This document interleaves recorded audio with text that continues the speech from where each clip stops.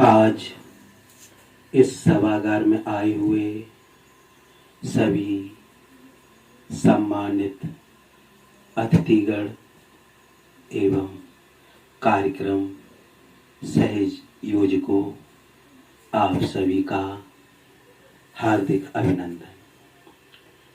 भाइयों व बहनों, आज का दिन 14 अप्रैल का दिन है, जो कि बाबा साहेब अम्बेडकर के जन्मदिन के रूप में पूरी दुनिया में मनाया जाता है।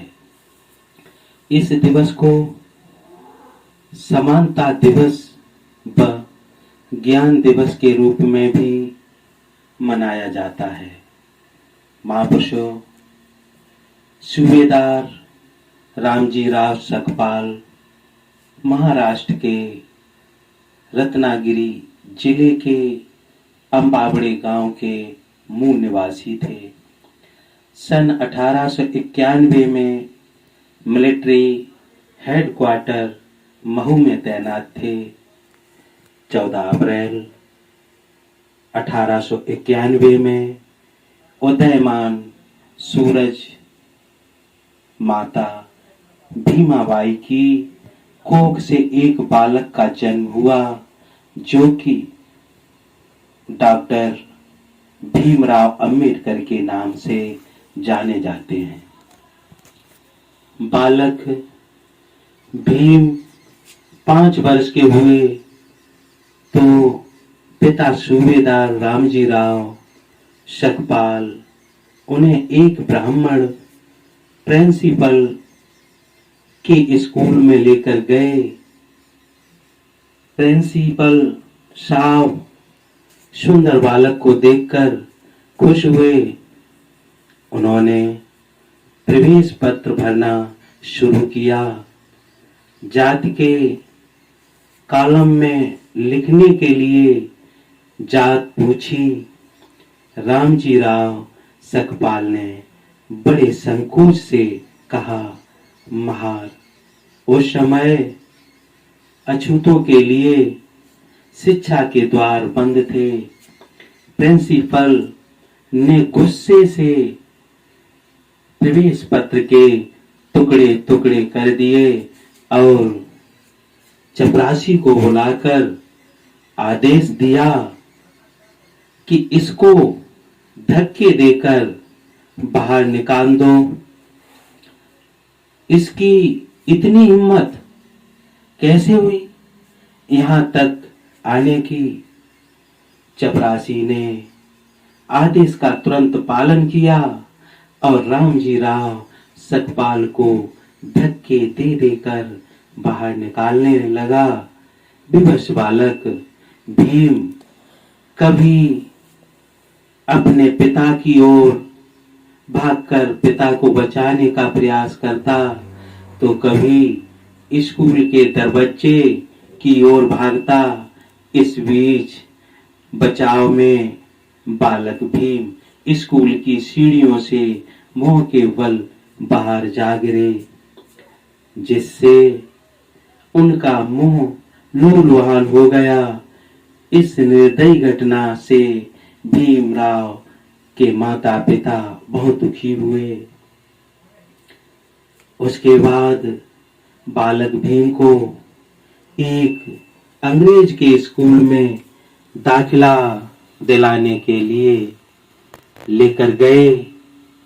यहाँ उनको दाखिला तो मिला, परंतु उन पर 5 शर्तें लगाई गईं। एक शर्त थी, बिछाने के लिए टाट घर से लाएंगे। दूसरी शर्त थी, बालक भीमराव अंबेडकर और बालकों से लगभग 10 फीट दूर बैठेंगे, ब्लैक बोर्ड पर नहीं जाएंगे, मटकों से पानी निकाल कर नहीं पी सकते, बालकों के साथ खेलों में भाग नहीं ले सकते। महापुरुषों, उस समय महाराष्ट्र में छुआछूत जोरों पर थी। भीमराव एक दिन अपनी बहन के घर मिलने चल पड़े। रास्ते में थकान हुई। वह सड़क के किनारे एक चाय की दुकान में घुस गए और बेंच पर बैठकर डरते डरते चाय का ऑर्डर दिया। चाय वाले को कुछ शक सा हो गया। उसने भीम को घूर कर देखा और चीख कर बोला, क्यों रे, क्या जात है तेरी? उन्होंने हकला कर बताया, महार। वह चीखा और लपक कर भीम को बेंच से धक्का देकर नीचे नाली में गिरा दिया। बाल्यकाल में भीम को पग पग पर हिंदू धर्म की छुआछूत की विभीषिका झेलनी पड़ी। महापुरुषों, हम सब जानते हैं बाबा साहब हिंदू धर्म से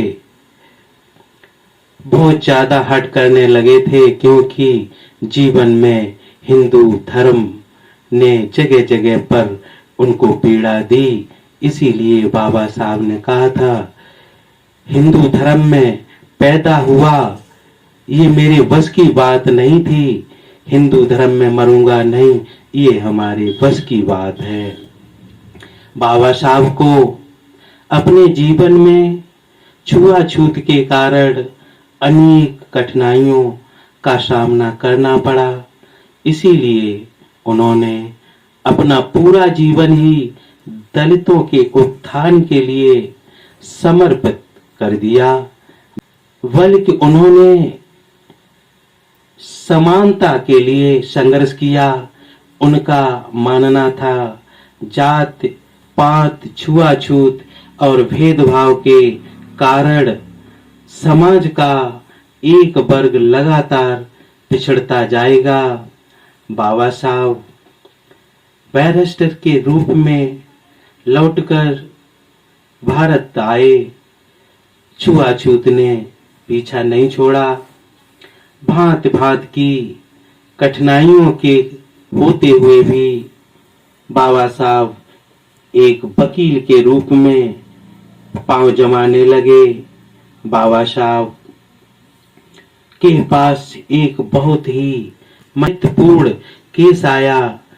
3 लेखकों का, उनका नाम था बागडे, जेधे, जावालकर ने देश के दुश्मन नाम से एक पुस्तक लिखी, जिसमें लिखा समाज को जातियों में बांटकर और छुआछूत फैलाकर और देश को पतन की ओर ले जाने के लिए ब्राह्मणों का भारत को नाश करने वाला कहा और ब्राह्मणों को देश का दुश्मन सिद्ध किया। यह भी लिखा कि ब्राह्मण निचली जात वालों को पशु से भी निम्नतर समझते हैं, लोगों को गुमराह करते हैं, धर्म के नाम पर पाखंड फैलाते हैं और देश को पतन की ओर ले जाते हैं।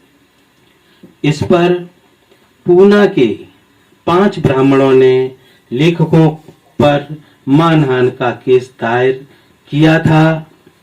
बाबा साहब ने लेखकों की पैरवी की। उन्होंने अपने तर्कों द्वारा ब्राह्मणों की दलीलों की धज्जियां उड़ा दी। वह साबित किया कि लेखकों ने केवल सच्चाई का वर्णन किया। ब्राह्मण केस हार गए। इस वजह से एक बैरिस्टर के रूप में उनकी ख्याति दूर दूर तक फैल गई और बंबई हाई कोर्ट में उनका नाम चमकने लगा। इसके बाद बाबा साहब की आधुनिक भारत के निर्माण में भी अहम भूमिका रही। उन्होंने बहुउद्देशीय बांधों की योजना तैयार की। उन्होंने प्रादेशिक सरकारों और रियासतों के शासकों को समझाया कि वे विकास के इन कार्यों में सहयोग दें और बाधा न डालें। उनके परिश्रम से Damodar valley, Mahanadi dam, Hirakud dam, Son घाटी बांध आदि 8 बांधों का निर्माण केवल 4 वर्षों में पूरा हो गया, जिसकी वजह से सिंचाई व बिजली आदि साधनों का विकास हुआ, जिसके फलस्वरूप हम सब देखते हैं घरों का प्रकाश, खेतों की सिंचाई, खेतों की हरियाली आदि। हम सब जानते हैं कि बाबा साहब ने देश विदेशों के विश्वविद्यालयों से उच्च शिक्षा प्राप्त की थी और किसी सदस्यों के पास नहीं थी। इसका कारण रहा होगा कि बाबा साहब ने बचपन से ही पूर्ण मन लगाकर शिक्षा को प्राप्त किया होगा। उन्होंने अपने मन पर काबू करके भटकने नहीं दिया होगा। सन 1919 में बाबा साहब की कोल्हापुर के महाराजा छत्रपति साहू जी से मुलाकात हुई। बाबा साहब ने एक पाक्षिक समाचार पत्र चालू करने के लिए आर्थिक सहायता हेतु निवेदन किया, जिसे महाराजा ने तुरंत स्वीकार कर दिया। उन्होंने 31 जनवरी 1920 को एक पाक्षिक समाचार पत्र जारी किया।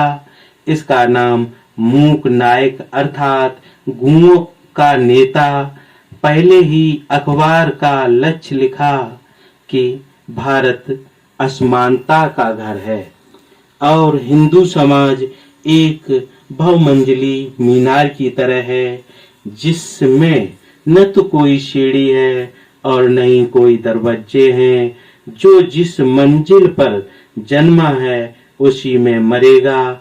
इस तरीके से बाबा साहब ने यहाँ की जो वर्ण व्यवस्था है उसका वर्णन किया। हम सब जानते हैं यदि कोई दलित है वो चाहे जितना भी पढ़ा लिखा हो ब्राह्मण नहीं बन सकता, और ब्राह्मण चाहे अशिक्षित हो, कुछ भी न जानता हो, फिर भी दलित नहीं हो सकता। पत्थर की शिला की तरह यहाँ पर जातियों का जो रख रखाव है, जो वर्णन किया है वो कर दिया। इसके बाबा साहब खिलाफ थे। महापुरुषों इन्हीं शब्दों के साथ दास। जय भीम, जय भीम, जय भीम।